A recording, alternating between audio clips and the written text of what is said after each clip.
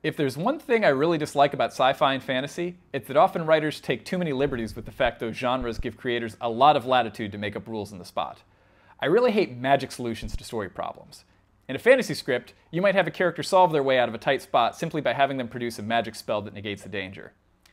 In sci-fi, essentially the same cheat is used, except instead of magic incantations, the characters offer a lot of gobbledygook about remodulating the main deflector dish to produce an inverse tachyon pulse and an interplexing beacon.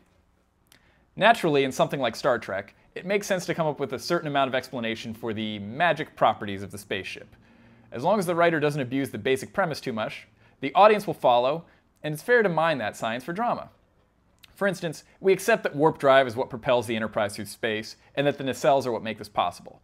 It's also fair to say that the engines somehow operate through the use of special crystals and a mix of matter and antimatter to produce the energy needed to move the ship. Thus, if you're writing for Star Trek and you decide to do a story about one of the nacelles being disabled in battle, or the energy crystals running out, few people would probably call foul. Presumably, the drama is going to come from how the characters react to that situation. My beef is when problems are both created and then solved by the magic tech. You know the situation. The Enterprise has become trapped in an anomaly and can't get out under its own power. Captain Picard calls down to the engine room, where LaForge suggests they try energizing the main deflector dish and produce a beam to get them out. He tries it, it fails. Then Data pipes up, offering the solution that always works on Star Trek, remodulating the shield mutations, in this case to produce a static warp shell, thereby separating the time particles of the anomaly from the anti-time particles, which should cause the anomaly to collapse upon itself. Lo and behold, they try it and it works. Problem solved. As a climax, that's pretty weak, and they might as well have had Data say abracadabra and make everything go away.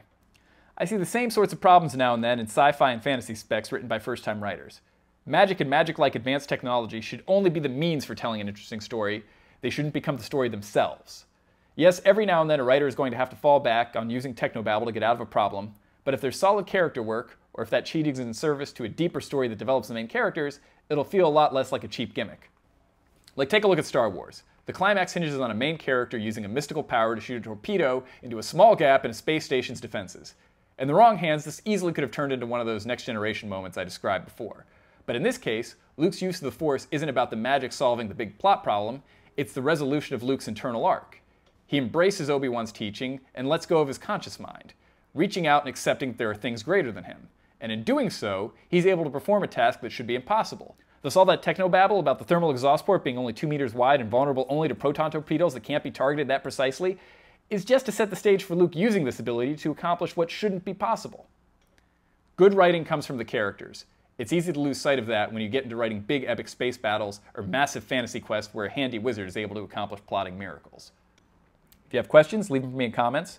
Don't forget to subscribe, and we'll see you back here next week.